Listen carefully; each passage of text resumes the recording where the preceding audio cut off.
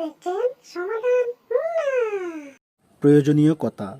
স্বাস্থ্য মানুষের সবচেয়ে বড় সম্পদ।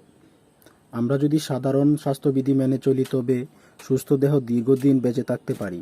শরীর সুস্থ ও নিরোগ রাখতে হলে খাদ্য, পানীয়, বিশ্রাম, সুনিদ্রা, আলো বাতাস, পোশাক পরিচ্ছদ, গোসল, সংযম প্রকৃতির দিক নজর দেওয়া উচিত।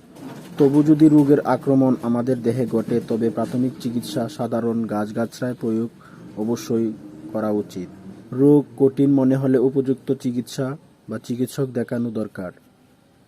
বয়স অনুযায়ী এবং শরীরের ক্ষমতা অনুযায়ী সহজপাচ্য, পুষ্টিকর ও লঘু খাদ্য খাওয়া, সামান্য উষ্ণ কিছুটা পানি পান করা উচিত। বৃদ্ধ বয়সে খাবারের পরিমাণ কমানো উচিত।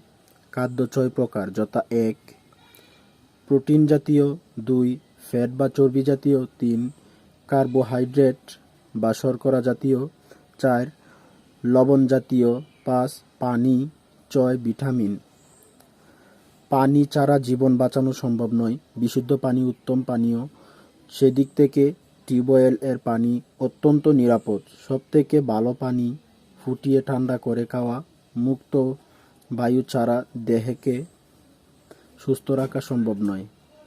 তাই যে ঘরে অক্সিজেন সমৃদ্ধ মুক্ত বায়ু চলাচল করে সেই ঘরে বসবাস করা উচিত। যে ঘরে আলো এবং রোদ প্রবেশ করতে পারে না সেখানে বসবাস করা উচিত নয়।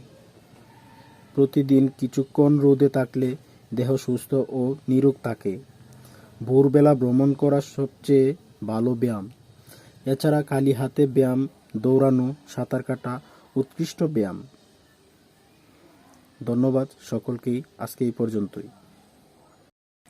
আমার কথাগুলোতে ভুল থাকতে পারে, কিন্তু আপনারা কষ্ট করে একটু বুঝে নেবেন, তাহলে আপনাদের উপকার হবে। আর সবসময় আমার চ্যানেল দেখার জন্য আমার পাশে থাকবেন। সমাধান মুন্না। আপনারা দেখছেন সমাধান